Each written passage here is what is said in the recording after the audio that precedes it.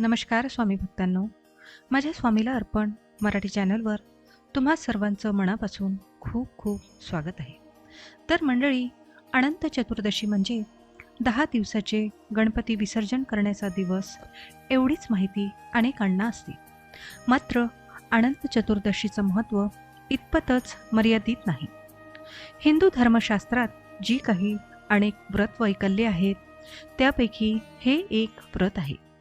हिंदू धर्मात गणेश चतुर्थीला जितके महत्त्व आहे तितकेच महत्त्व अनंत चतुर्थीलाही आहे. यंदा अनंत चतुर्दशी म्हणजेच गणपती बाप्पाचं विसर्जन 17 सप्टेंबर रोजी आहे. अनंत चतुर्दशीचा प्रारंभ 16 सप्टेंबर 2024 दुपारी 3:10 होईल.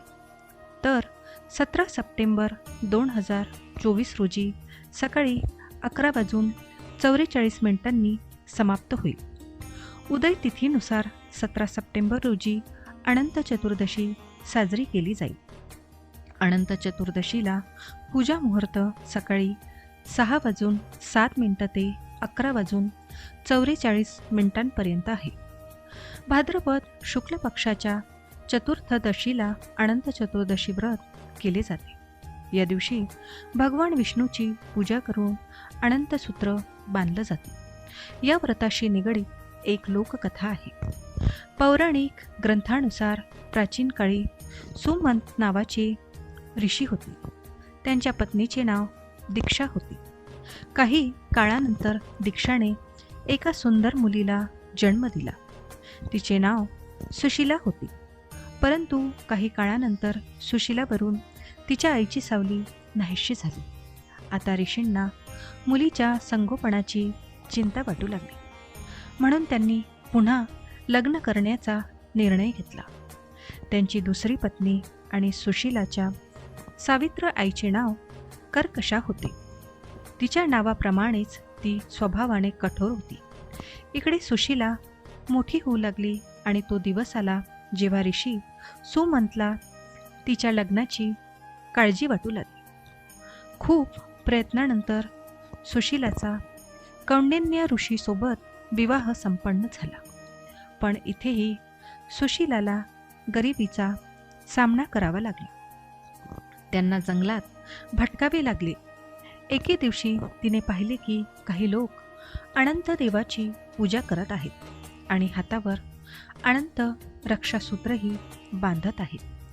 भगवान अनंताच्या व्रताचे महत्त्व जाणून सुशीलाने त्यांना उपासनेची पद्धत विचारली आणि तिचे पालन करून तिने अनंत रक्षासूत्रही मनगटावर बांधले. काही वेळातच तिचे दिवस उलटे जाऊ लागले. ऋषी कौंडिन्य यांना अभिमान वाटू लागला की हे सर्व आपण आपल्या कष्टाने निर्माण केलं आहे.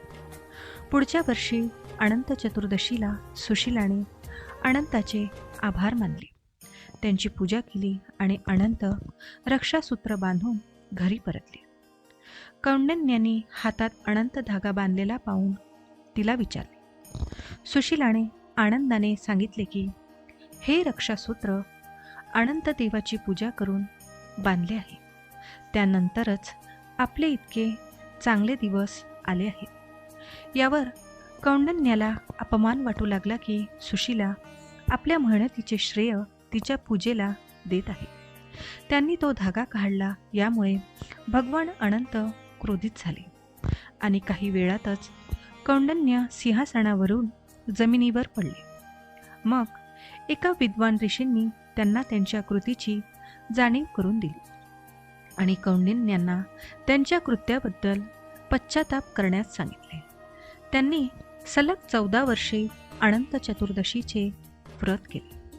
त्यानंतर भगवान श्रीहरी प्रसन्न झाले आणि कौंडिन्य आणि सुशीला पुन्हा सुखाने राहू लागले. तर मंडळी, हा व्हिडिओ तुम्हाला कसा वाटला मला कमेंट करून नक्की सांगा. व्हिडिओ आवडला असेल तर व्हिडिओला लाईक करा. जास्तीत जास्त लोकांना हा व्हिडिओ शेअर करा म्हणजे त्यांनासुद्धा ही माहिती मिळेल.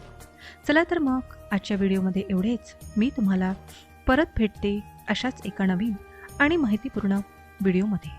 तोपर्यंत सर्वांनी काळजी घ्या आणि असेच छान छान माहितीपूर्ण व्हिडिओ पाहण्यासाठी आजच आपल्या स्वामीला अर्पण चॅनलला सबस्क्राईब करा. धन्यवाद. श्री स्वामी समर्थ. जय जय स्वामी समर्थ.